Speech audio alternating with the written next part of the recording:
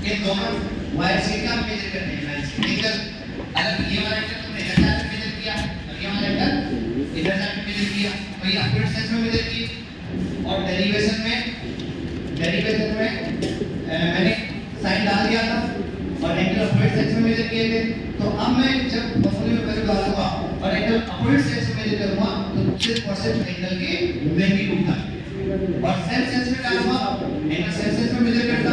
Sir self sense का मतलब नहीं समझ में आ रहा है तो ये क्लॉकवाइज मेजर किया और इसी लाइन से मेजर किया तो ये एंगल ऐसे मेजर करता और ये एंगल लाकर मैं ऐसे मेजर करता। ये दोनों सेल्फ सेंस हो जाते तो एक θ1 ही डालते और दूसरा θ2 जो डालते वो 2 pi minus θ2 with negative sign डालते।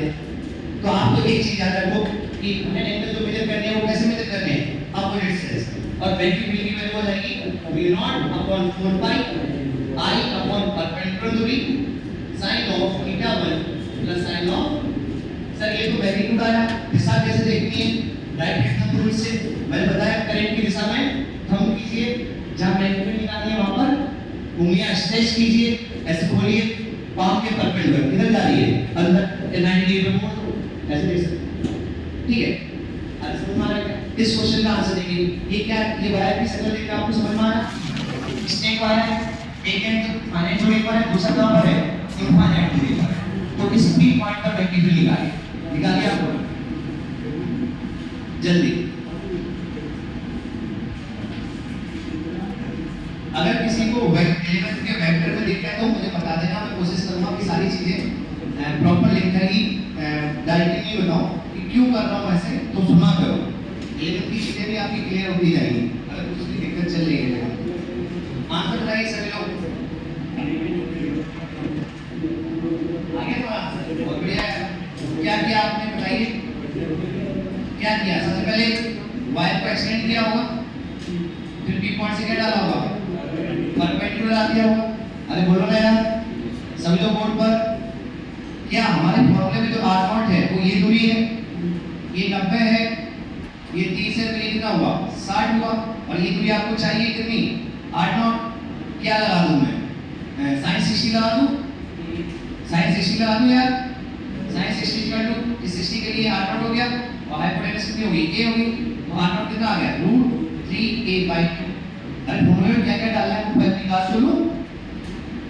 दूसरा काम क्या करते थे बेटा दूसरा काम क्या करते थे वायर के फ्री एंड्स को जोड़ते थे उसी पॉइंट पे एक लाइन ये मिलेगी दूसरी लाइन क्या ये वाली मिलेगी तो पहले तो वायर जाएगी वो इनफाइनाइट में मिलेगी जाकर दूसरे एंड पर। अरे बोलो ना यार क्लियर है यहाँ तक। फिर एंगल की लाइंस का कहां से मेजर करते थे परपेंडिकुलर वाली लाइन से तो एक एंगल ये मिला ठीक है और एक एंगल इधर ही जाकर मिल जाएगा तो सेम सेंस में जा रहे हैं तो ये θ2 कितना हो गया 90 ऊपर वाला अरे बोलो यार और ये θ1 कितना बोलोगे माइनस का 30 एक पॉजिटिव और एक देखो ये वाली लाइन का इससे मेजर करना था और इस वाली लाइन का भी इससे ही मेजर करना था लेकिन आपने क्या क्लॉकवाइज सेंस में जाकर मेजर किए तो एक पॉजिटिव लोगे दूसरा नहीं सर मुझे मजा नहीं आया मजा दिलाने थोड़ी तुम मतलब ठीक है मतलब अपोजिट सेंस में मेजर कर लो कैसे करोगे ये वाला एंगल आपने कितना बोला 90 तो इस वाली लाइन को मेजर करना है तो ये वाला एंगल कितना बोल देते 260 माइनस 360 माइनस 30 डिग्री कितना 330 आंसर क्या आता सेम आता। अरे बोलो ना यार तो आप बताइए θ1 आपका आ गया बेटा -30 और θ2 कितना आ गया प्लस का 90 वही डाल दो v0 अपॉन 4 पाई I दे रखा है r0 आपने निकाल लिया कितना आया √3a/2 इनटू sin 91 और sin 30 माइनस का 2 क्या ये मैग्नीट्यूड आया। दिशा देखिए दिशा दिशा करंट की दिशा में काम किया पॉइंट की तरफ किया कि पाम किधर जा रही है पाम की पकड़ दिशा किधर जा रही है अंदर तो दिशा किधर आ रही है। सर मुझे अगर वैल्यू दे रखी होती I और a की तो इसे सॉल्व करना पड़ता और v0/4 पाई के लिए कितना डालते हैं 10 की पावर -7 वो SI में आता है इसमें सारी वैल्यू किसमें डालनी पड़ती SI यूनिट करंट एम्पीयर में और दूरी मीटर में तो मैग्नीट्यूड का यूनिट क्या आ जाता टेस्ला मैग्नीट्यूड की यूनिट क्या है टेस्ला और सिंबल क्या है कैपिटल T। अरे बोलो ना यार लिख लेना अगर यूनिट वगैरह तो यूनिट क्या होती है? चलो मैं एक बस ऐसे ही बता देता हूँ। मान लो लेट हमारे पास आई की वैल्यू दे दी बेटा, मान लो 2 एम्पियर थी और ए जो दे रखा था वो मान लो 2 मीटर था। लिखते क्या होता है? अब डाल देते हैं। तो जिससे मैं सॉल्व यहाँ पर 2 बचा होगा, यहाँ पर 2 बचा होगा, तो से जोड़ जाएगा v not upon 4 i equal to 10 power minus 7 अरे बोलना यार। और i की वैल्यू आपको बोला सर 2 है और √3 बचा और ये भी 2 है, ये कितना आया? 1/√3 into 10 की पावर माइनस 7 टेस्ला। क्लियर है आपने? गिवन बेटा आपको था a गिवन था और i गिवन था और ये एंगल गिवन था। अब ध्यान निकालना है, क्या लिखना है? ये तो लिखा मैंने, क्या है गिवन है? लिख लिया तो ऐसे लिख लिया। गिवन है आपको i y की शेप ऑब्जेक्ट और a और ये वाला एंगल 30। बाकी सब आपको फॉर्मूले में ड्राइव करने के लिए अप्लाई करना हो गया।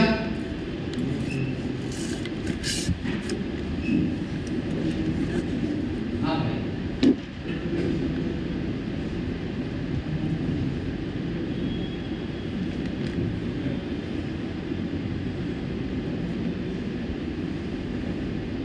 हाँ बोलो।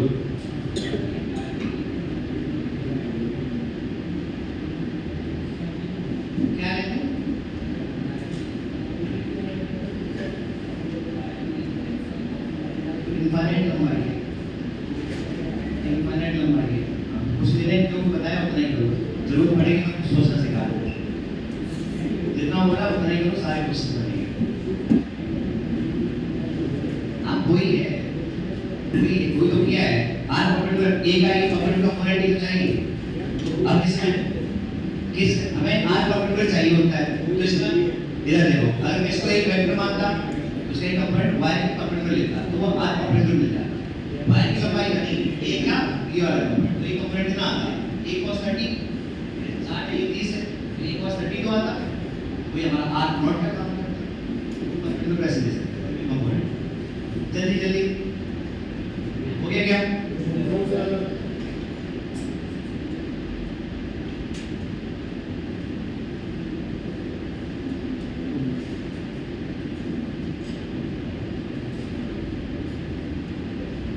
ये सेंट्रॉइड है, वायर की लंबाई L है ना, और करंट I जा रही है। लूप पता है किसको बोलते हैं? लूप किसको बोलते हैं? जब एक बंद पाथ पर करंट से घूमती है तो ये लूप है। ये क्या है? अरे मैं कंफ्यूजन आगे पैदा करूंगा। देखो ये करंट आया, यहाँ पर ऐसे 2 वायर निकाल दिए, ठीक है, तो ये करंट यहाँ आई, यहाँ बदल देखो, यहाँ करंट आई तो 2 रास्ते मिले, कुछ इधर बटी होगी कुछ इधर बटी होगी, मिला लाइन नहीं होगी, तो ये लूप नहीं है। लूप का मतलब डेफिनेशन होती है करंट जो चल रही है उसी में घूमती रहे, उसे आप क्या बोलते हो? लूप बोलते हो। ये ब्रांच है, एक ये ब्रांच और एक, अरे बोला होने का मतलब लूप नहीं है, तो लूप में लगाने के लिए कुछ देख याद है आपको वो करंट? अरे बोलो ना यार, लूप वाली बात आपको याद है। ये क्वेश्चन है आपका, एक 3 वायर से मैंने एक इक्विलेटरल ट्रायंगल बना रखा था जिसकी लंबाई L है, करंट I बह रही थी, उसके सेंट्रॉइड पर मैग्नीट्यूड बताइए। Find out magnitude at centroid या center, geometrical center।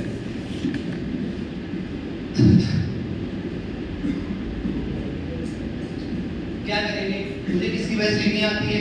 एक वायर की वजह से। इसमें 3 वायर है, तीनों की वजह से लिखूंगा। और जो लिख रहे हो वो क्या है? वेक्टर। 2 से ज्यादा वेक्टर अगर मेरी जिंदगी में आ जाए 2 मिनट, मैं वेक्टर वाइज कराने जा रहा हूँ। मुझे वापस बीच में वो नहीं चाहिए जो बैठे हुए हैं। अगर मेरे पास 2 वेक्टर है, एक a वेक्टर है और दूसरा b वेक्टर है, ठीक है, a और b है और इनके बीच में लिखना थीटा, तो मतलब इन 2 वेक्टर्स को ऐड करना है। ऐड करके जो एक नया वेक्टर आएगा वो क्या कहलाता है? Resultant vector. क्या कहलाता है? मतलब ये दोनों मिलकर जो काम करते हैं, आपको बताता हूँ कि सेम काम एक से करवा सकता हूँ, वही उनका क्या होगा? रिजल्टेंट वेक्टर होगा। तो हमें 2 वेक्टर का रिजल्टेंट लिखना आता है। जब भी 2 वेक्टर को ऐड करोगे तो एक नया वेक्टर आएगा, वो वेक्टर अपने साथ क्या कैरी कर सकता है?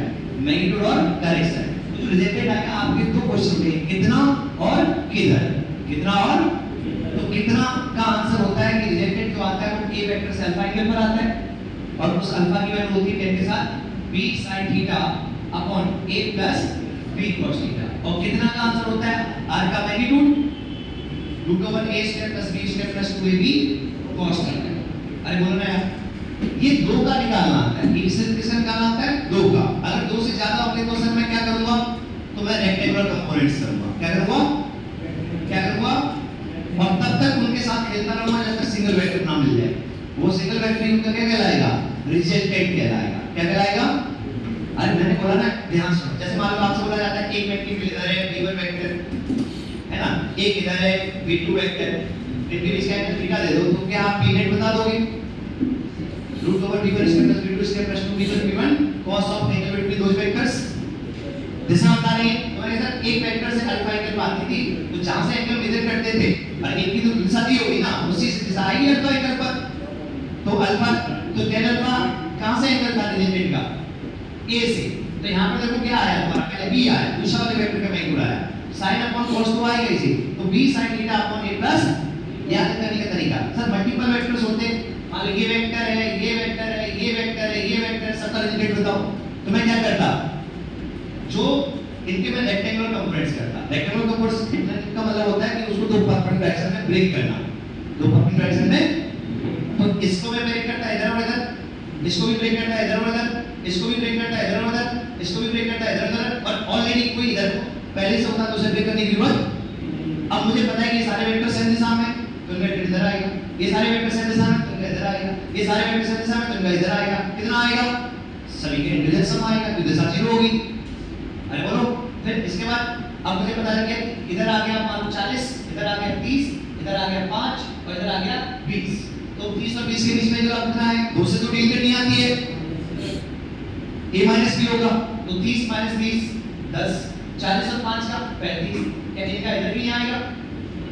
नहीं, लॉग पैरेललोग्राम से ये दो वेक्टर का रेडियस वहीं से पास होगा जहां से वो वेक्टर पास हो रहे हैं, और पैरेललोग्राम के डायगोनल को रिप्रेजेंट करता है। तो ये दूरी तुम्हारी कितनी है? 35। तो ये दूरी भी कितनी है? 35।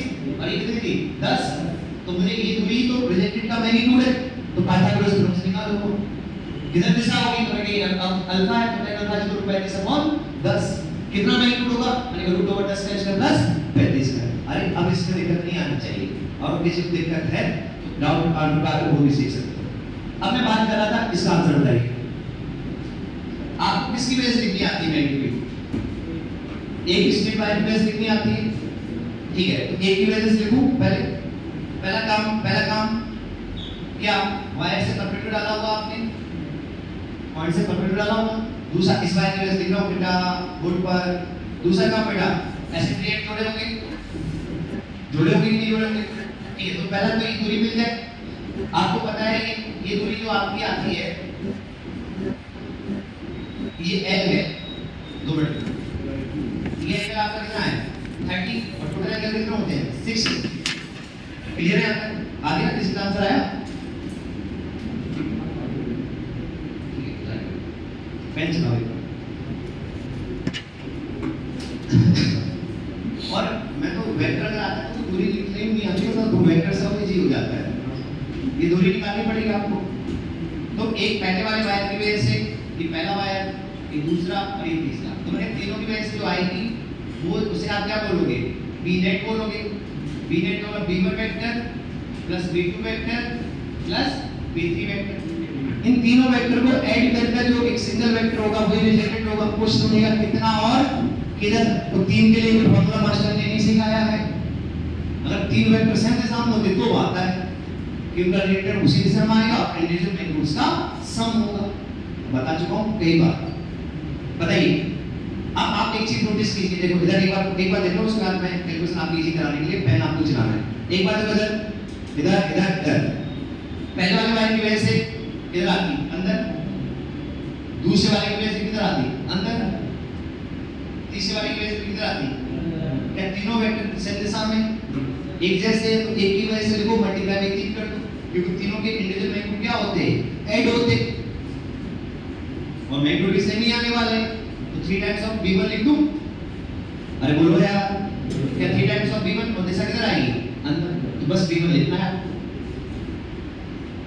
b1 होगा वायर 1 की वजह से। बताइए कितना आने तक लिखता हूं?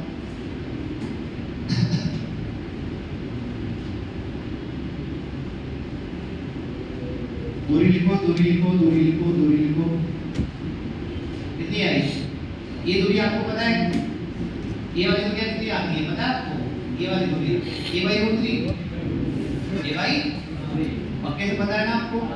तो बेटा ये आपकी a/√3 है ना, और ये सामने वाले चाहिए, तो ये कितनी हो जाएगी?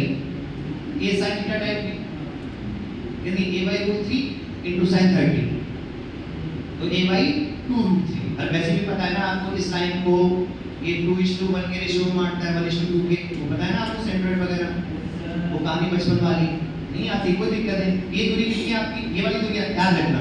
इक्विलेटरल ट्रायंगल में आपने बहुत बार यूज किया है, मोमेंट ऑफ इनर्शिया की कैलकुलेशन में, सेंटर ऑफ मास की कैलकुलेशन में, ये बहुत बार काम आया होगा।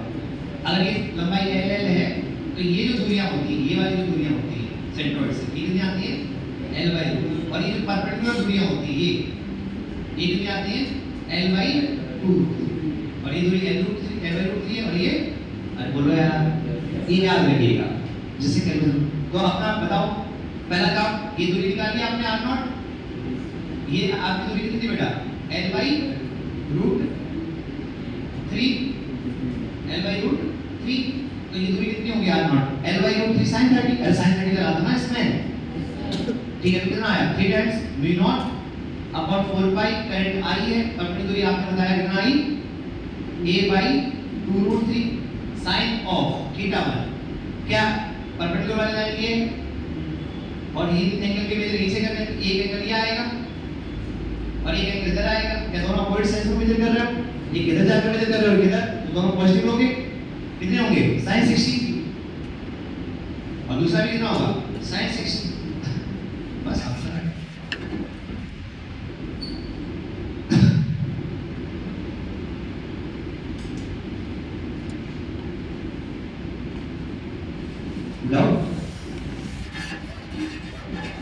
सर आपने 3 का मल्टीप्लाई क्यों किया? मुझे पता लगा b1 b2 और b3 के मैग्नीट्यूड तो सेम ही है, दिशा भी सेम है, तो 3 टाइम्स हो गया है, एक की वजह से देखो 3 टाइम्स कर दो। अरे ये b2 के लिए भी यही आता, b3 के लिए भी मैग्नीट्यूड यही आता, और दिशा भी सेम है, तीनों वेक्टर ऐड हो जाएंगे मैग्नीट्यूड वाइज। हो गया क्या?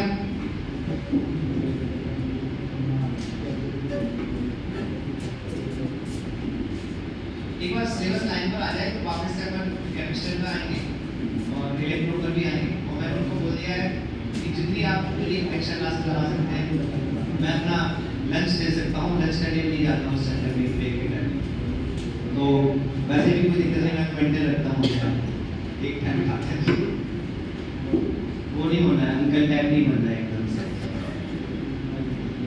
कल एक बैच में गया S1M है, हर रोज एक बैच में भेज दे रहे हैं, और वो नतीजा ये कि नालायक बच्चे हैं, और कोई बेचारे कॉमन सर्टिफिकेट के सीनियर फैकल्टी हैं, और बच्चों के औकात में नहीं टेस्ट करने की। यहाँ पर मैंने प्रॉब्लम स्टेटमेंट में क्या देगा? बच्चा खुद कुछ नहीं करना चाह रहा है, तुम्हारी बात नहीं कर रहा हूँ, तो बच्चे नहीं आए, आपको भी पता है वो वैसे ही, आप सब जानते हैं, मेरे से ज़्यादा आप बच्चे से जानते हो। बच्चा खुद कुछ नहीं करना चाह रहा है, उसे लगता है कि टीचर सब कुछ सिखाते हैं, टीचर तो सिखा तो देगा, लेकिन बिना तुम्हारे पेन चलाए, बिना तुम्हारे दिमाग चलाए, बिना घर में पढ़े आप सीख ही नहीं सकते हो भाई। अगर आपको देखो, मेरा 12th में काम था ये फॉर्मूला अप्लाई करना, कैसे आया इतना बताना, बाकी आपको 11th की चीजें थी और ये 10th तक की चीजें थी अपन, लेकिन फिर भी इसको सिखाने के मकसद से पढ़ा रहे हैं, तो वो भी सिखा रहे हैं आपको। अरे समझ में आई मेरी बात? ठीक है, कुछ बच्चों को बोला गया क्या एक्स्ट्रा क्लास का?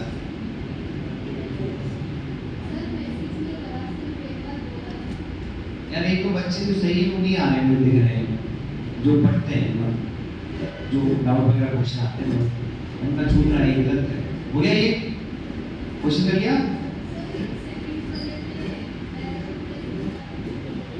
करेक्ट दिशा में कौन पॉइंट की तरफ उंगलियां, पांव किधर जा रही है, आपके तरफ 90 डिग्री सही हो गया।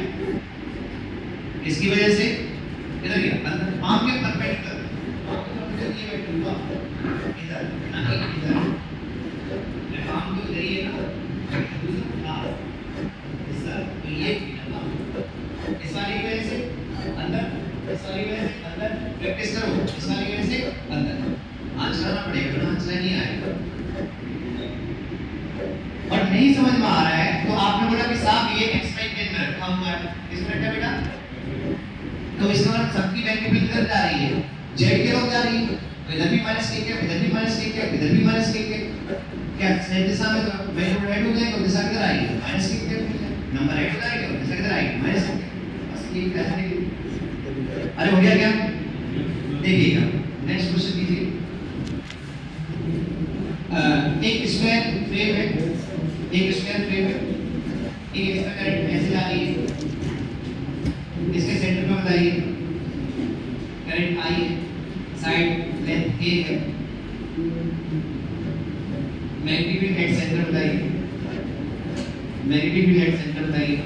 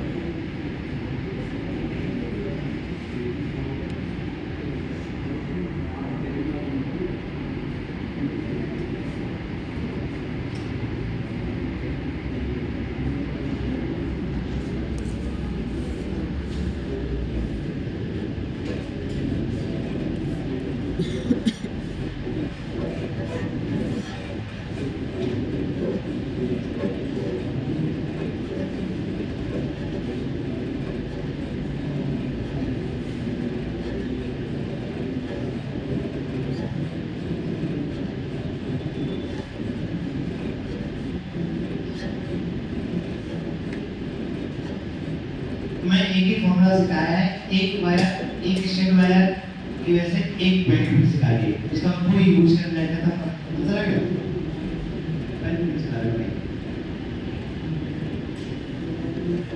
डाउट तो पूछा करो हैं। ये चारों की सेम आ रही होगी, चारों पहले देखो थोड़ा स्मार्ट भी बनना है, इधर देखो इधर मैंने पहले वाले स्मार्ट कैसे बना कि तीनों की मैग्नीट्यूड सेम दिशा में आ रही थी, तीनों वायर की, और सिमेट्री से दिख रहा था कि तीनों का मैग्नीट्यूड भी सेम आएगा, तो मैं एक की लिखूं और चार की ऐड करूं तो मल्टीप्लाई चार कर दूं, क्यों चार की बार लिखूंगा, गधा लेवल क्यों करूंगा जब हमें दिख रहा है। कैसे पता लगेगा सेम आएगी सर? क्या इस सी पॉइंट के लिए सारे वायर एक जैसे हैं कि नहीं, या सारे वायर्स के लिए सी पॉइंट एक जैसा है कि नहीं, तो सबका मैग्नीट्यूड क्या आने वाला है, सिर्फ करंट भी सेम है, दूरी भी सेम है, सब कुछ सेम है। तो मैंने कहा एक की वजह से मुझे लोग बोर्ड पर पहला काम परपेंडिकुलर, क्या r0 आपको मिल गया a/2 फॉर्मूले में डाल दिए। दूसरा काम पॉइंट से वायर के फ्री एंड मैंने इस वायर के लिख रहा हूं, तो फ्री एंड ये हुआ और ये हुआ, चीजें नोट है, ये अगर 45 ये भी, तो एक पहले वायर की वजह से आपको μ0 अपॉन 4 पाई बोलो बोलो बोलो i upon a/2 sin 45 plus sin, क्योंकि दोनों एंगल आपने ये तो एक की वजह से लिखी, सभी लोग बोर्ड पर एक की वजह से किधर गई अंदर, दूसरी वजह से किधर गई अंदर, हाथ तोड़ना पड़ेगा, इसकी वजह से गई अंदर, इसकी वजह से किधर गई अंदर। ये चारों की मैग्नीट्यूड वाइज सेम और दिशा वाइज भी सेम है, तो चारों क्या हो जाते हैं, ऐड हो जाते हैं, तो ये तो एक की लिखी, मल्टीप्लाई क्या कर दो चारों, ये क्या है बी नेट। नेट का मतलब क्या था कि इंडिविजुअली जो भी इफेक्ट पैदा करते हैं मैग्नीट्यूड प्रोड्यूस कर रहे हैं, अरे बोलो ये करता ये करता ये करता ये करता, तो चारों मिलकर करते, कितनी करते, कितनी करते, कितनी करते, वही रिजेक्टेड है उनका। दिशा किधर है बताओ, क्योंकि आपसे पूछा जा सकता है ना, मान लीजिए बोल दिया जाए एक्स वाई प्लेन में, और आप कैसे बोल दिया, ध्यान सुनिएगा, एक इंपॉर्टेंट बात और आपको बता दी, X axis Y axis choose करने के लिए आपको फ्रीडम होती है, आप कोई भी पॉजिटिव एक्सिस मान सकते हो, कोई भी नेगेटिव, कोई भी पॉजिटिव। एक बार दो एक्सिस आपने डिसाइड कर ली, तो तीसरी एक्सिस आप डिसाइड नहीं कर पाओगे, सुन लो इधर, ये पता नहीं होगा मैंने क्या बोला, एक्स एक्सिस वाई एक्सिस, और क्योंकि दिक्कत वहां पर आ रही है ना, फिजिक्स मैंने डिफाइन की है तो मुझे पता तो होना चाहिए उसमें मैंने माना क्या था, लॉजिक क्या था, मैंने कहा कोई भी दो एक्सिस आपने डिसाइड कर ली, तो तीसरी एक्स एक्सिस और वाई एक्सिस डिसाइड कर लेते, तो कोई भी पॉजिटिव कोई भी नेगेटिव मान सकते, वो फ्रीडम थी। बट एक बार आपने एक्स और वाई डिसाइड कर ली, तो जेड एक्सिस का कौन सा पॉजिटिव जेड होगा और कौन सा नेगेटिव होगा, वो आएगा आपका चेन रूल से, कल रूल से। मानो एक्स और वाई फिक्स कर ली, ठीक है, एक्स और वाई फिक्स कर ली, तो x की तरफ जाओ, उंगलियां करो और y की तरफ मोड़ो, तो थंब किधर गया? बाहर। इसमें पॉजिटिव जेड एक्सिस इधर ले सकते हो, तो नेगेटिव किधर होगी? उसका पॉजिटिव। अगर आप इधर देखिए, इधर माइनस x एक्सिस थी, इधर माइनस y एक्सिस थी, तो इधर पॉजिटिव y एक्सिस नहीं होगी, इधर पॉजिटिव एक्सिस नहीं होगी। तो आपने x y फिक्स कर लिया, तो दो फिक्स कर लेंगे, तीसरी डिसाइड करनी है। तो x इधर है, y इधर है, x की तरफ गए, y की तरफ घुमाने पर z किधर आता? प्लस z, बाहर की तरफ। प्लस z किधर आता? बाहर की तरफ। ये मान लो आपने माइनस y डिसाइड किया और ये z डिसाइड किया। अब y और z डिसाइड कर लिया आपने, तो x का पॉजिटिव किधर होगा वो आप डिसाइड नहीं करो, अभी कल रूल डिसाइड करेगा। कैसे? ये ऊपर प्लस z है तो नीचे माइनस z होगा, इधर प्लस y होगा। अब x एक्सिस तो इधर ही आ सकती है, अब कुछ होगा पॉजिटिव किधर होगा और नेगेटिव किधर होगा, वो इससे डिसाइड करोगे। तो क्या y और z फिक्स कर लिया आपने, तो y की तरफ जाकर z की तरफ जाएंगे, तो मुझे क्या मिलना चाहिए? पॉजिटिव x मिलना। ये मान से आया जहां से आपने क्रॉस प्रोडक्ट सीखा, ये डिसाइड, क्योंकि अगर मैं ऐसा करता तो क्रॉस प्रोडक्ट की धज्जियां हो जाती। इसे पहले फिक्स रूल किया गया। अरे यहाँ पर मीनिंग अलग, वहां पर मीनिंग अलग, कंफ्यूजन पैदा होता कि नहीं होता? हमने प्रॉब्लम सॉल्व करने के लिए डिफाइन की चीजें कि प्रॉब्लम और क्रिएट करने के लिए डिफाइन की, सॉल्व करने के लिए।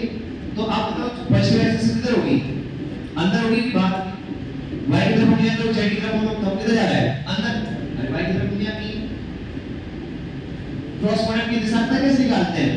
एक वेक्टर पहले वाले वेक्टर की तरफ मुड़िया करो, पहले वाले वेक्टर की तरफ मुड़िया करो, दूसरी तरफ पाम रखो, दूसरी तरफ क्या रखो? पाम। तभी आप ऊपर फिगर्स को कल कर पाओगे। जैसे मैं ये बोला, ये a वेक्टर था, ये b वेक्टर था, a क्रॉस b करना है, तो a की तरफ मुड़िया करनी है। तो आपका क्वेश्चन होगा सर a की तरफ ऐसे भी कर सकता हूं, ऐसे भी कर सकता हूं, ऐसे भी कर सकता हूं, लेकिन साथ में b की तरफ मोड़नी भी है, b की तरफ मोड़नी है। तो a की तरफ मुड़िया करो और b की तरफ क्या करो? पाओ, तभी मोड़ पाओगे। और ऐसे नहीं मोड़ना, हाथ को नहीं ऐसे घुमाना है, सिंपल ये ऐसे होना चाहिए। तो थंब हमें क्या दे देगा? क्रॉस प्रोडक्ट की राइट से। तो a की तरफ मुड़िया, b की तरफ पाम, दिख रहा है? बाहर आएगा क्रॉस b की राइट से। b क्रॉस a, b की तरफ मुड़िया, a की तरफ पाम, b क्रॉस a अंदर आएगा। अरे समझे क्या? तो ये क्रॉस प्रोडक्ट है। तो a की तरफ मुझे y से z की तरफ जाना है, तो y की तरफ मुड़िया करनी है, z की तरफ क्या करनी है? पाम। तो y की तरफ मुड़िया की, z की तरफ पाम, ऐसे तो ही ऊपर किधर होगी? थंब अंदर। तो पॉजिटिव एक्सिस किधर होगी? अंदर, और नेगेटिव किधर होगी? बाहर। तो ये हो गया आपका समझ में आया क्या? तो अगर आपको ऐसे फोटो बना के दे दी जाती है, ऐसे कई बार देता है ना क्वेश्चन में कि ये फ्रेम जो रखा है एक्स वाई प्लेन में रखा है, तो एक्स एक्सिस इधर है, वाई इधर है, तो पॉजिटिव जेड किधर होगी? बाहर, और हमारी मैग्नीट्यूड की दिशा आई अंदर। तो मैं यहाँ पर मैग्नीट्यूड लिखता और दिशा क्या लिखता? माइनस के। अरे वेक्टर है तो कितना और किधर, तो हमेशा आंसर आएगा कितना और किधर। अरे बोलो यार, ये क्वेश्चन आपका होमवर्क है, कॉपी करो।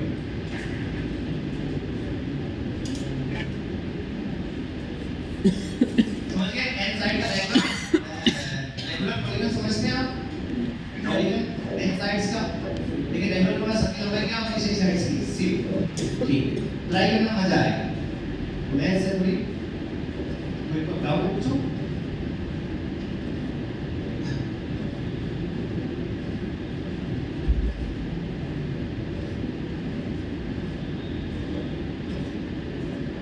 जो जहाँ सिखा रहा हूँ लेकिन भाई सीखकर खत्म क्या करो, यही लर्निंग होती है। ये कोई चीज 11th में हमारी बीक रह गई है, रीजन चाहे कुछ भी हो, तुमने कुछ नहीं पढ़ा या तुम्हारे कुछ बच्चों का प्रॉब्लम था कि कोचिंग बंद हो गई, ये हो गया, जो भी रीजन था, है ना, लेकिन अभी सीखने को मिल रहा है, उसी का करो।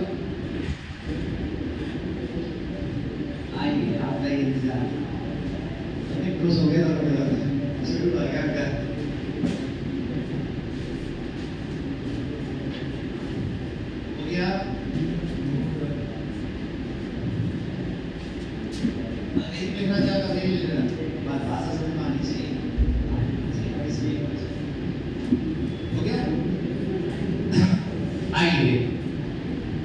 Magnetic field due to current carrying R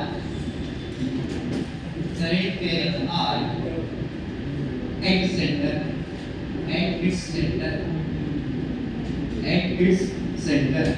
देखिएगा सभी लोग बोर्ड पर यार, सभी लोग बोर्ड पर डेरिवेशन करने जा रहे हैं, बोर्ड में काम आएगा। ये आर्क है, आर्क आप आर्क समझते हैं? आर्क क्या होता है? का कोई भी पोर्शन आर कहलाता है, सर्कल कोई भी पोर्शन, समझ गया सर्कल, ठीक है। इसका करंट कितनी जाएगी आपकी आई, रेडियस हेड कितनी थी कैपिटल आर, और यहाँ पर सेंटर था। आपको किसकी वजह से लिखनी आती है, स्मॉल करंट कैरिंग वायर की वजह से लिखनी आती है और स्ट्रेट वायर की वजह से। तो स्ट्रेट वायर तो है नहीं यहाँ पर, तो फिर कहाँ पर जाएंगे, फंडामेंटल, कहाँ जाएंगे, अरे बोलो यार, फंडामेंटल जब भी इसमें छोटा छोटा डीएल लेना है, छोटा छोटा डीएल लेना है, प्रॉब्लम स्टेटमेंट समझ में आती है, और इसमें छोटे छोटे डीएल बेटा छोटे छोटे आर की होंगे। सुनते रहो, अभी कॉपी बंद करो, चपको दर्शकों को पता बोलोगे हमें कैसे समझ आएगा, एलिमेंट कैसे लेगा। प्रॉब्लम स्टेटमेंट पहले आपके पास फॉर्मूला कौन सा मौजूद है, दो फॉर्मूले है हमारे मास्टर करने के, एक तो स्ट्रेट वायर की वजह से और एक छोटे वायर की वजह से। तो स्ट्रेट वाला आप नहीं लगा सकते हो, तो फिर फंडामेंटल पे जाना पड़ेगा, कौन, छोटा सा वायर।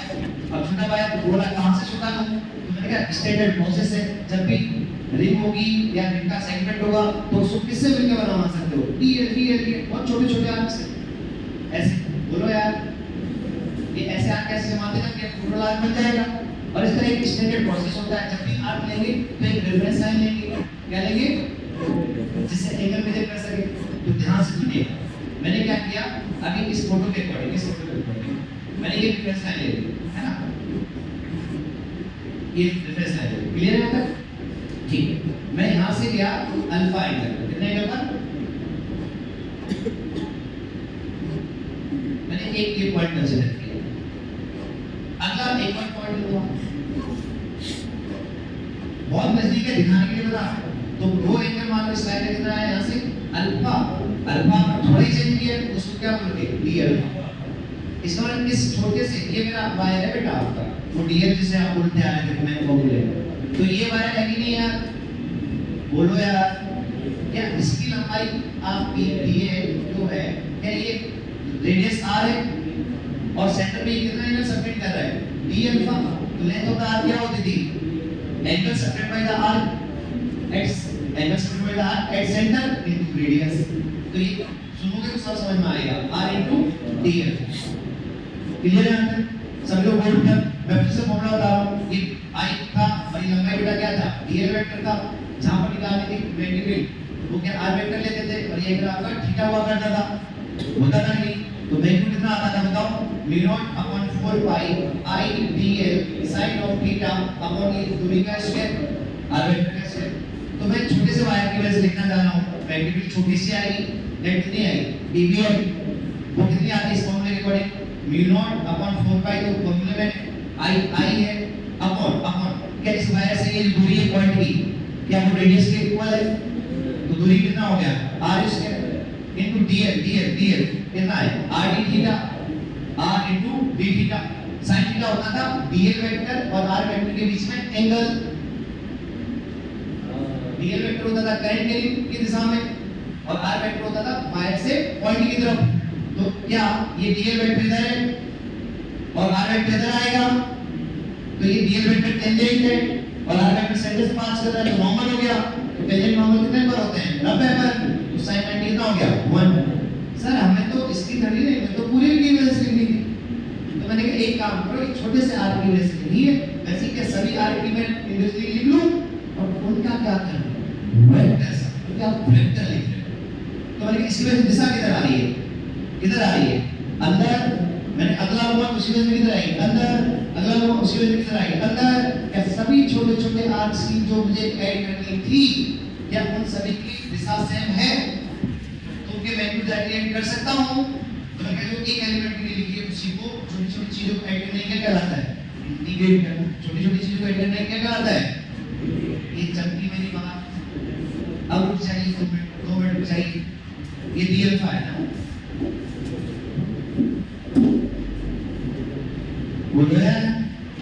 अब मुझे कहां से कहां तक ये किन किन वायर्स की जोड़नी है, यहां से लेकर यहां तक जोड़नी है या यहां से लेकर यहां तक जोड़नी है, ठीक है। तो मैंने क्या किया, ध्यान सुनिएगा, मैंने ये एंगल मान लिया कितना है अभी थीटा 1 और ये एंगल पूरा आर्क सेंटर पे कितना बना रहा है थीटा। तो लिमिट ध्यान सुनिए, कहां से कहां तक आपको कवर करने हैं, यहां से, और आपने अल्फा जो लिया है वो यहां से लिया है, तो अल्फा की वैल्यू कहां से स्टार्ट होनी चाहिए, थीटा 1 से लेकर थीटा प्लस थीटा 1 तक। अरे बोलो, ये तो लिमिट डालना सिखाया, लेकिन मैं इसमें एक लाइन में बता सकता था आपको। देखो mu not i upon 4 pi into r square बाहर आ गया।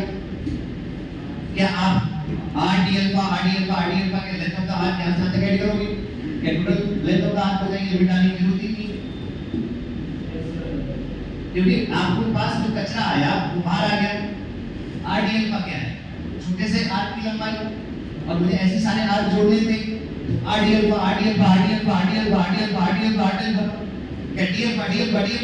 थीटा हो जाएगा, आर भी बाहर आ जाता, कांस्टेंट है ना। तो कितना है? Limit I upon 4 by R square into क्या? R into theta, are into theta इसका क्या है? Angle subtended by the arc at centre. इसका मीनिंग क्या है? अगर ये आपका आर्क है तो ये सेंटर है, तो दोनों फ्री एंड्स को कैसे जोड़ोगे? सेंटर से। दो लाइन बनेगी नहीं बनी, इन्हीं दो लाइंस के बीच का जो एंगल होगा वही angle subtended by the arc होगा। बोलो सर ये वो तो ये भी अभी आर्क तो ये है ना, तो इस साइड आर्क चल रहा है, कौन सा आर्क एंगल होगा? ये वाला ना कि ये वाला। तो ये कौन सा एंगल? लगे ये वाले आर्क के द्वारा।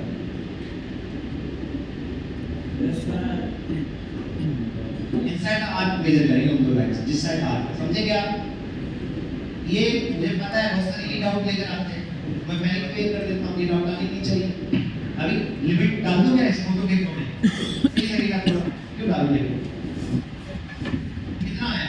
वी आई सिंपलीफाई करो, इस फॉर्मेट में याद नहीं रखना है, इसमें याद रखना है आपको म्यू नॉट, ध्यान सुनिएगा, mu not i upon 2r, एक r से r को ठीक है, 4 पाई r बचा, 2r लिखा, थीटा अपॉन 2 पाई। अरे बताओ, mu not i upon 2r, theta upon 2 पाई। यहाँ कुछ फॉर्मूला मैं आपको यूनिटी मेथड से बना कर दूंगा, ये समझा क्या? दिशा इसकी अलग तरीके से देनी, दिशा इसकी कैसे देनी है? एक नया रूप में से देखो, जिस दिशा में करंट जा रही है उस दिशा में राइट हैंड की फिगर से गलत करो, हम हमें सेंटर पे मैग्नेटिक की दिशा देगा अंदर। और छोटे-छोटे डीएल की वैल्यू तो अंदर ही आ रही थी, जिस दिशा में करंट जा रही है उस दिशा में राइट हैंड की फिगर से क्या करो? ऐसे स्ट्रेच करने के बाद गलत करो, हम किधर गया? अंदर। जिस प्लेन में ये रखा हुआ उस प्लेन के परपेंडिकुलर आएगी। अरे जिस प्लेन में आर्क रखा है उस प्लेन, ये आर्क किस प्लेन में, तो इसके प्लेन के परपेंडिकुलर ऐसे आर्क रख सकते थे, ऐसे रख सकते थे, लेकिन मुझे अपनी फिंगर्स कैसे कर्ल करनी है? कर्ल मतलब घुमानी है करंट की दिशा, तो ऐसे रखना पड़ेगा, क्योंकि तभी ऐसे घुमा पाओगे। अरे बोलो ना यार, थंब हमें किसकी दिशा देगा? मैग्नेटिक। किसकी वजह से? आर्क की वजह से। कहां पर? सेंटर पर। अरे इसमें कोई दिक्कत तो नहीं है? करो कॉपी करो, तो ये मैं हटा दूं, ये हटा दो बेटा, ये जरूरत नहीं है ना आपको। आप भी थीटा वगैरह की जरूरत नहीं है, किसकी जरूरत होगी? थीटा की, समझे क्या?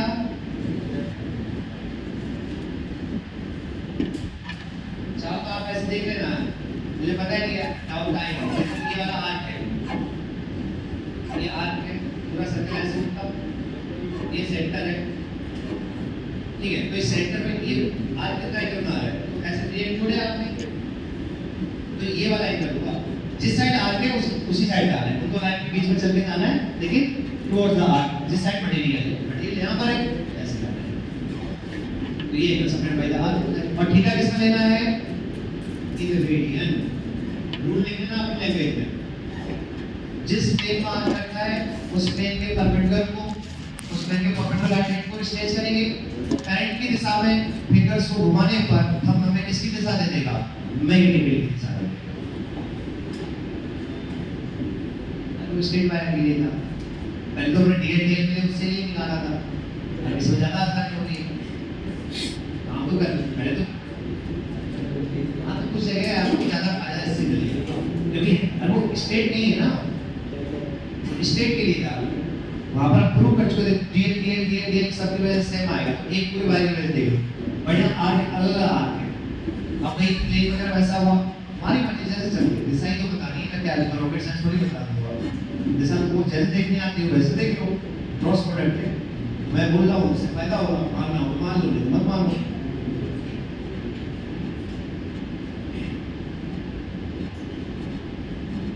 और इस पर्टिकुलर केस के अकॉर्डिंग दिशा किधर है, इनवर्ड। रटना नहीं दिशा इनवर्ड है, वो तो इसके अकॉर्डिंग है तो इनवर्ड है।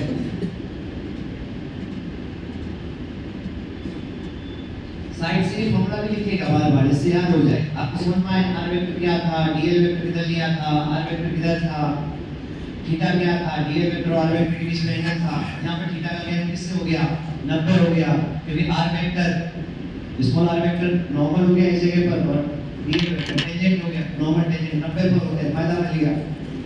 समझे क्या?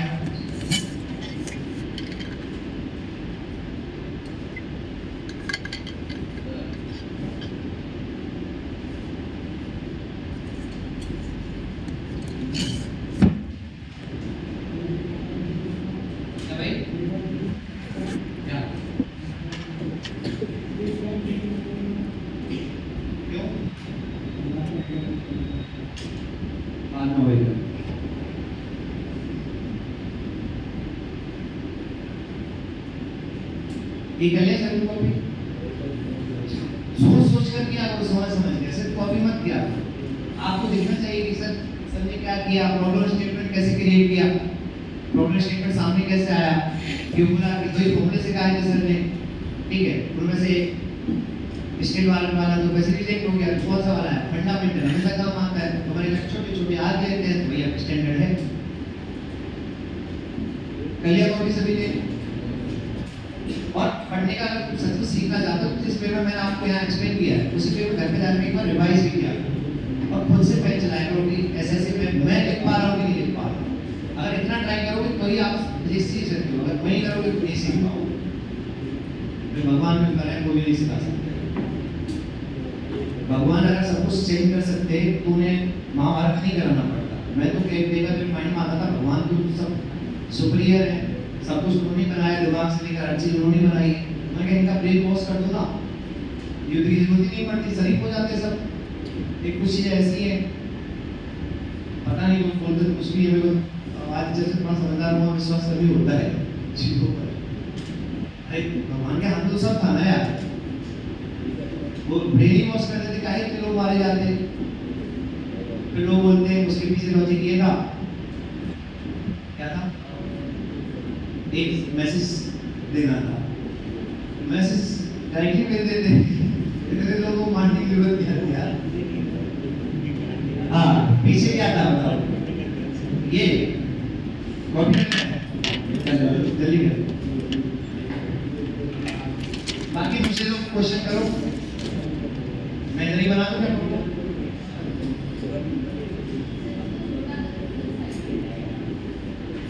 हाँ भाई ये मैं सॉल्यूशन ट्राई करूंगा, अगली बार करूंगा सक्सेस नहीं हुआ मैं आंसर नहीं बता। अब इसे किसकी करना आएगा, एल आई और एन ए कौन सा दिए हम बना रहे हैं, बट अच्छा क्वेश्चन।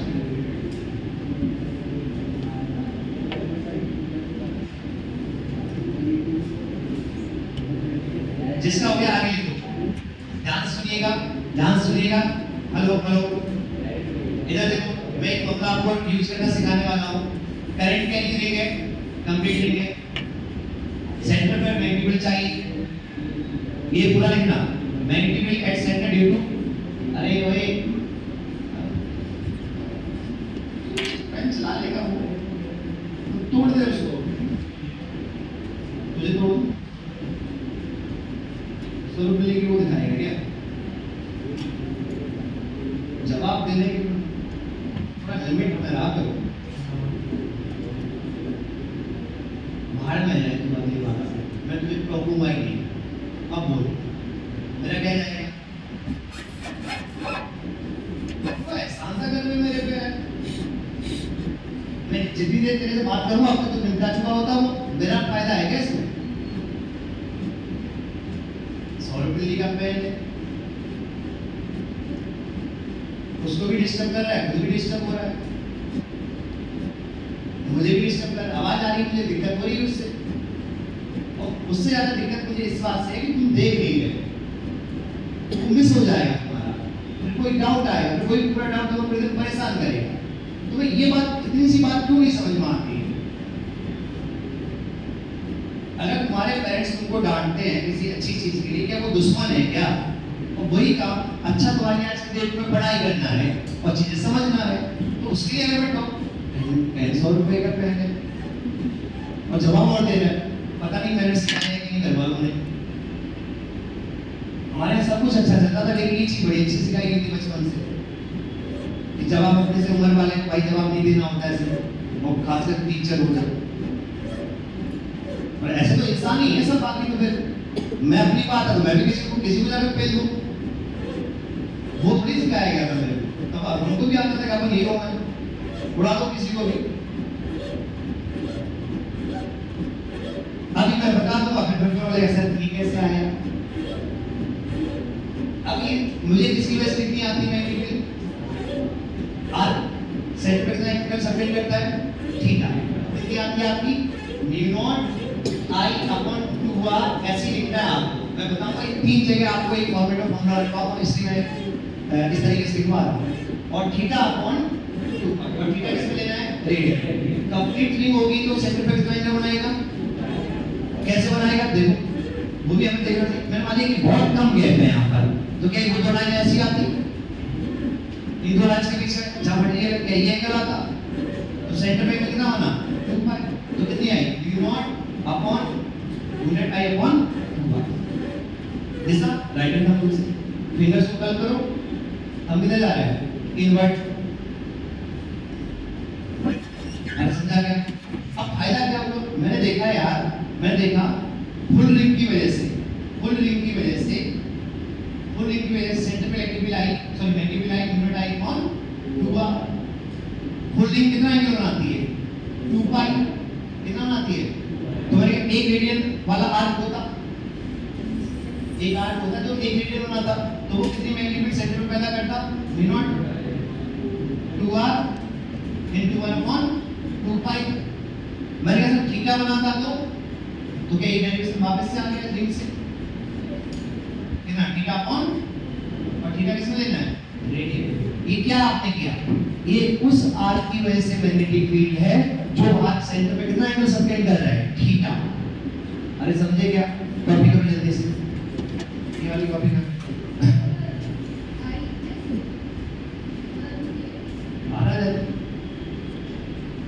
अरे फुल लगाना सीखो।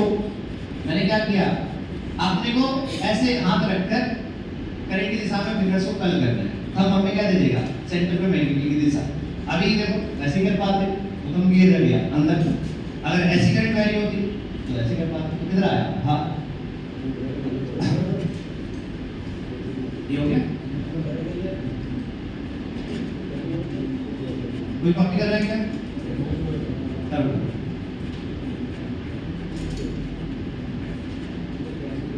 मैंने यहाँ पे सुना, मैं जिस टीचर से मिल रहा हूँ कि इस बच्चे दिन हो गए तो इन्फेक्शन हो रहा है,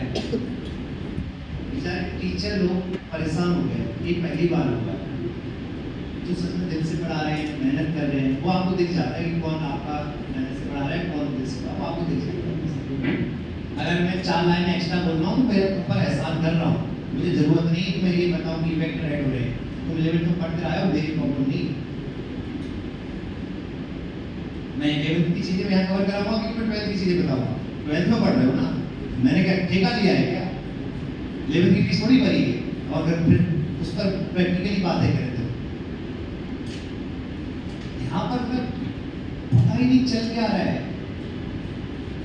पढ़ना है नहीं, जबरदस्ती। कल एक बच्चा आया, उसको मैंने डांटा, पहली क्लास थी, वो S1M बैच था उधर जूडियो में, ठीक है, उससे मैंने पूछा, अरे बेटा पढ़ने में मन नहीं लगता है, वो साफ बोलता है नहीं सर। फिर एडमिशन क्यों लिया, बोले घर वालों ने जबरदस्ती करके कराते हैं। अब ये ऐसे घर वालों से भी प्रेशर होगी, अब तो आप अपनी गलती अपने पास रखो, क्लास की क्लास बाकी जो पढ़ने आए वो क्यों बर्बाद कर रहे हो। नहीं पढ़ रहा तो चुपचाप बैठे रहो, डिस्टर्ब को मत करो। अब वो पता है, अब ऐसे बच्चे पता क्या करते हैं, वो वाली बात है कि खुद को कुएं में कर रहे हैं, 2-4 और खींच कर लेकर जाना चाह रहे हैं। आपको समझ में आना चाहिए कि उनका मन नहीं है पढ़ने में, लेकिन हम तेरे को भी बर्बाद करेंगे, डिस्टर्ब करेंगे, बात करेंगे, कभी पैंट खींचेंगे, कभी टी शर्ट खींचेंगे, कभी बाल खींचेंगे। कभी ऐसे हाथ मारेंगे, कभी पानी बोतल देंगे, कभी लेंगे, कभी गेम खिलवा लेंगे।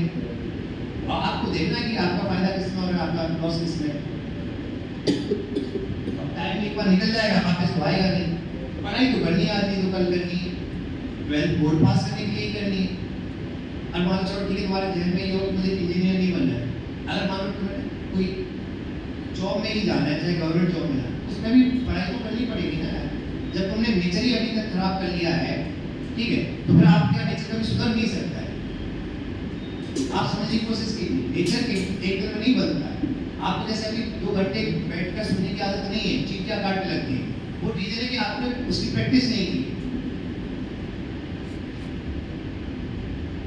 मुझे मेरे टीचर्स लोग जब बोलते थे वहाँ पर आर.के. वर्मा सर, जो मुझे मोटिवेट करने आते जैसे मीटिंग होती थी जब बच्चों को, तो वो हमें बातें बताते थे ये वाली कि बेटा आपको एक सिटिंग 1 घंटे तक पहले एक घंटे बैठ एक लगातार बैठो, 1 घंटे बैठो, 1 घंटे लगातार बैठो, उस 1 घंटे में आपको मोबाइल देखना है, ना उठना है, ना वॉशरूम जाना, कुछ भी नहीं करना है, जिससे कि आप सिटिंग की आपकी कैपेसिटी बढ़े, आपको भी ये घबराई ना आने लग जाए। अब होता है कि लगातार आपको बैठा दो, चीटियां काटने लगती है। फिर बोलते थे कि ऐसे ही 1 घंटे में पहले आदत डाल, फिर धीरे धीरे आधा घंटा और बढ़ाओ, फिर 1.5 घंटे में आधा बैठने की आदत डाल।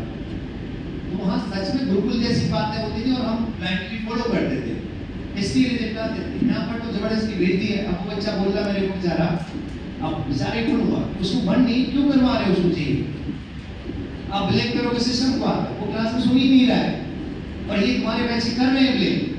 मुझे ये पता लगा, शांतनु सर ने बताया मेरे को, किसी बच्चे ने यहाँ से बताया, तो बताया कि पीछे वाले बच्चे जो महान है, कल खुद की औकात नहीं 2 पैसे की नॉलेज में, पढ़ना है नहीं, कुछ जज करेंगे हम लोग, बोले कि शायद फीडबैक वगैरह हुआ होगा ना, तो बोले कि इनको एक नंबर दे दो, मजे ले रहे हैं। अरे नंबर तुम कुछ भी दे दो, जिसको मुझे फर्क नहीं पड़ता है, बट तुम एक बार ट्राई तो करो, तुम करनी में हो और एक्सपेक्ट कर रहे हो टीचर से, टीचर के घर पर सिखाएगा अगर उसने काम नहीं ईमानदारी से उसने बता दिया कि कोई भी चीज़ क्यों और कैसे, यही तो फिजिक्स है, क्यों और कैसे बता रहा हूँ मैं, आपको नहीं आ रही तो कोई सिखाने की कोशिश कर रहा हूँ, इसके अलावा आपको सुनना ही नहीं है, पढ़ना ही नहीं है, तो क्या चमत्कार थोड़ी होगा। हम तो अपनी कोचिंग साफ बोल देते थे भाई, आपका बच्चा पढ़ेगा तो हम कुछ कर पाएंगे, नहीं पढ़ेगा तो हम भी कुछ नहीं कर पाएंगे, और कोटा में भी हम लोग क्लियरली बोलते हैं। और यहाँ आपको इतने पैम्परिंग करने की जरूरत पड़ गई है, तुमने रोज का 1-1.5 लाख रुपए दे दिए तो हम चाहे तो पैसा सिस्टम चलाएंगे, तो मैक्सिमम बच्चा सही है, पर कुछ बच्चे जो ऐसे है ना, उनको ना पढ़ना है और ना दूसरे को पढ़ने देना है, तो वही कोशिश करने में लगे हुए हैं कि वो तो डिस्टर्ब नहीं है, तुम लोग भी डिस्टर्ब हो। जरूरत नहीं थी आपको, आपका टीचर चेंज होने की वजह से ही तो सिलेबस पीछे चल रहा है। उन्हें तो तब भी नहीं पढ़ना था, अभी नहीं पढ़ना है। आप समझ पा रहे हो मैं क्या बोल रहा हूँ? अरे उनके लिए भी कहाँ से हम फिजिक्स का सिलेबस चेंज कर दूं क्या? आर वेक्टर ऐसे लिखते तो लिखते हैं, इंटीग्रेशन का मीनिंग ये होता है तो होता है, मैं क्या करूँ? तुम्हारे दिमाग की औकात नहीं है तो मैं क्या करूँ? 2+2 हमेशा जिंदगी भर नहीं पढ़ा सकता ना। 10th तक की जो चीजें आनी चाहिए वो भी नहीं आ रही तुमको, 11th में जो आनी चाहिए वो भी नहीं आ रही तुमको, जबरदस्ती सिलेबस बढ़ता जा रहा है, सिलेबस इतना है ही नहीं। मैं तो बोलता हूँ कि मैं तो उसी बैच को पढ़ाने में इंटरेस्ट ज्यादा आता है जिसको मैंने 11th में पढ़ाई है, और 11th में बेसिक मैथ्स मैंने पढ़ाई है।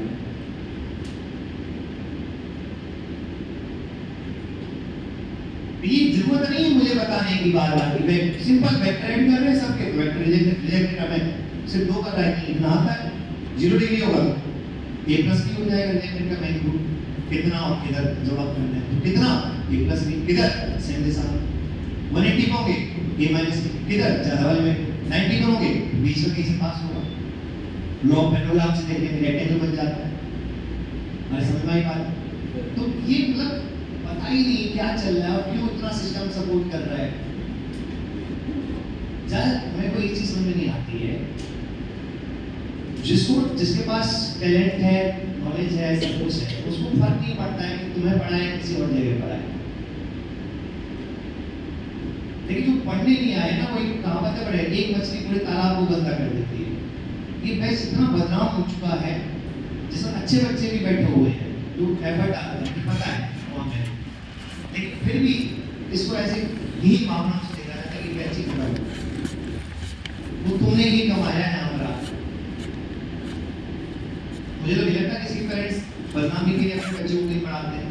ये इसलिए पढ़ाते हैं कि नाम मेरे समाज में क्या क्या उनके पेरेंट्स का लोग जाने उसकी बच्चे की तारीफ करें। टाइम पास है, सर्कल ही है ना, मतलब आप सब ऐसा समझना कि क्या बना दिया।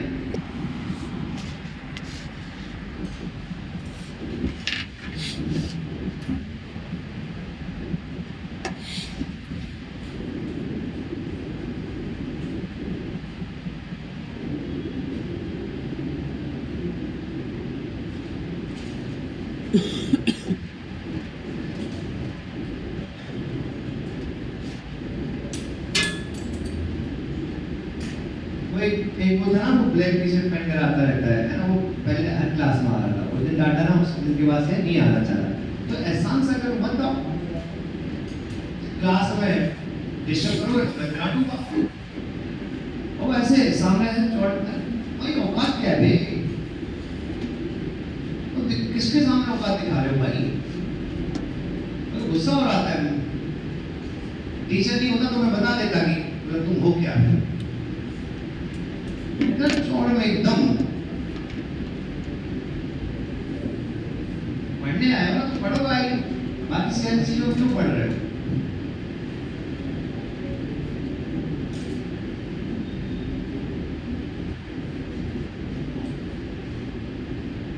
ये विजुअलाइज हो पा रहा है क्या? ठीक, ये आई करंट जा रही है ना क्या भाई? इतना ही करो और जिन में मैक्सिमम होता है। इसका आंसर आ गया होगा कितना एंगल बना रहा है सेंटर पर? 330। कंफ्यूज मत होना कि दिख रहा है वही आंसर। क्या काम था? सेंटर से जोड़ा 3 हेड्स को, फिर इन्हीं दो लाइंस के बीच का एंगल, लेकिन जिस साइड आर्क है तो क्या ये एंगल बना? कितना हुआ? 330। तो आंसर होगा v नॉट, लेकिन सेंटर पे क्या था? v not I upon 2r theta in radian. तो 330 और किससे मल्टीप्लाई करोगे? पाई अपॉन 180 अपॉन क्या था बेटा? 2 पाई। ये आंसर है। दिशा बाहर। ये बात नहीं, ये क्या हुई? क्वाड्रेटिक हुई और इस रेडियस मान के और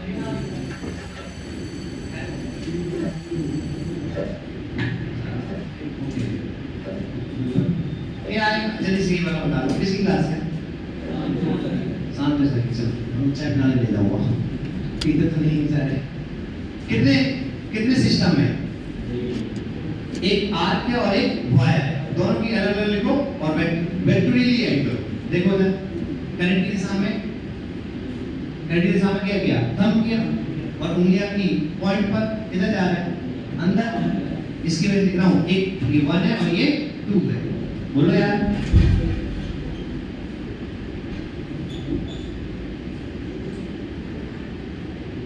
एक ना मेरे पेट था लिटरली, मैं हाथ उठा दूंगा और हाथ नहीं, मैं अभी तो मैं आज से थोड़ा सा सही उनसे बात कर भी आया था, कभी पूरी सही बात की है। अभी क्लास चली थोड़ी देर बाद